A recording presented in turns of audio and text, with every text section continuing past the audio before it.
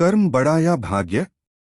यह प्रश्न पुरातन काल से ही एक उलझन बना हुआ है। संसार में कर्म को मानने वाले मानव कहते हैं कि भाग्य कुछ नहीं होता, तो कुछ भाग्यवादी मानव कहते हैं कि भाग्य में जो कुछ भी लिखा है वह निश्चित है। मानव कर्म और भाग्य इन दोनों बिंदुओं को अलग अलग दृष्टिकोण से देखते हैं। कर्म और भाग्य के इस प्रतिद्वंद का सत्य व सटीक उत्तर श्रीमद् भागवत गीता में स्पष्ट किया गया है, जिससे आज हम आपको परिचित कराएंगे। ज्ञान वृद्धि हेतु वीडियो को अंत तक देखें व चैनल को सब्सक्राइब अवश्य करें। भाग्य व कर्म को स्पष्टता से समझने के लिए पुराणों में एक कथा का उल्लेख मिलता है। वह कथा इस प्रकार है। पुरातन काल में एक संत हुआ करते थे। उनका नाम ज्ञानेश्वर था। उनके दो शिष्य थे, कर्मेश्वर और वागेश्वर। एक दिन कर्मेश्वर और वागेश्वर के बीच बहुत बड़ी बहस हो गई कि कर्म बड़ा है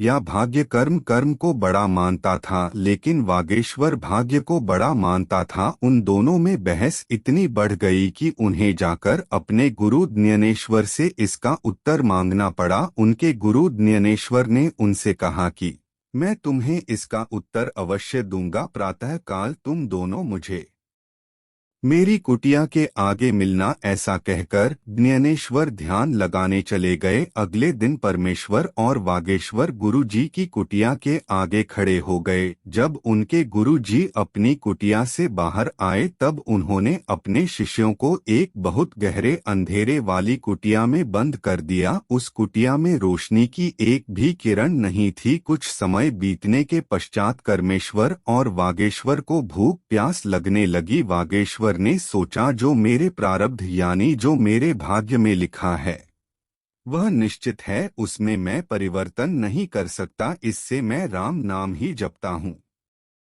ऐसा सोचकर भागेश्वर ने राम नाम लेना आरंभ कर दिया, किंतु कर्मेश्वर को यह कदापि स्वीकार नहीं था। उसने सोचा, मुझे कर्म करना पड़ेगा, अन्यथा मैं भूखा मर जाऊंगा। तो वह खड़े होकर उस अंधेरी कुटिया में खाने पीने की वस्तु खोजने लगा। कभी उसका सिर किसी वस्तु से टकरा जाता तो कभी उसके पैर में चोट लग जाती, किंतु वो ना तो थका और ना ही उसने हार मानी। बहुत प्रयत्न करने के पश्चात उसे एक मटका मिला। जब उसने मटके के अंदर हाथ डाला तो मटके में उसे चने मिले। कर्मेश्वर चनों को पाकर इतना प्रसन्न हुआ कि उसकी प्रसन्नता का कोई ठिकाना नहीं था। फिर वह वहां बैठकर उन चनों को खाने लगा। चने खाते खाते कभी कभी उसके मुंह में कुछ कंकड़ आ जाते तो वह कंकड़ों को भागेश्वर को दे दिया करता था। अगली सुबह जब उनके गुरुजी ज्ञानेश्वर ने कुटिया का द्वार खोला तो देखा कि कर्मेश्वर का तो पेट भरा हुआ था, लेकिन भागेश्वर भूखा था। कुटिया का द्वार खुलने के कारण जब कुटिया में रोशनी हुई तब कर्मेश्वर आश्चर्यचकित रह गया। कर्मेश्वर भागेश्वर को जो कंकड़ समझकर दे रहा था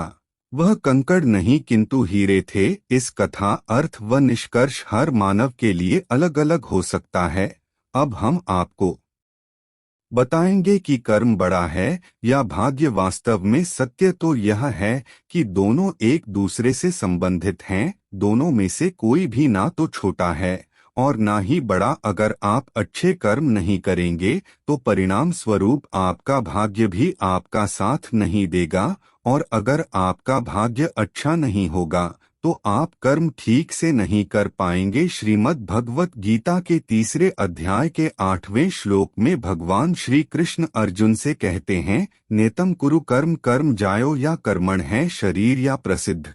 कर्मण है अपना नित्य कर्म करो, क्योंकि कर्म ना करने की अपेक्षा कर्म करना श्रेष्ठ है। कर्म के बिना तो शरीर का निर्वाह भी नहीं हो सकता। इस कथा के अनुसार कर्मेश्वर हो या भागेश्वर, दोनों को ही कर्म करना पड़ा। एक ने खाने की खोज की तो दूसरे ने राम नाम की साधना। कर्म करने से कोई मोह नहीं मोड़ सकता, और अगर आपने कर्म किया है तो उसका फल आपको अवश्य मिलेगा। अब बहुत से मानव यह भी कहेंगे कि भागेश्वर को इतना बड़ा फल क्यों मिला। इससे संबंधित भी भगवान ने कहा है। इसका भावार्थ है, संपूर्ण धर्मों अर्थात संपूर्ण कर्तव्य कर्मों के आश्रय को छोड़कर तू केवल मेरी शरण में आ जा, मैं तुझे सभी पापों से मुक्त कर दूंगा, चिंता मत कर। अब हम इस प्रस्तुति के मूल को जानते हैं। कर्म या भाग्य में से कोई भी छोटा या बड़ा नहीं होता। भाग्य लोहे के समान है। जहाँ कर्म रूपी चुंबक होता है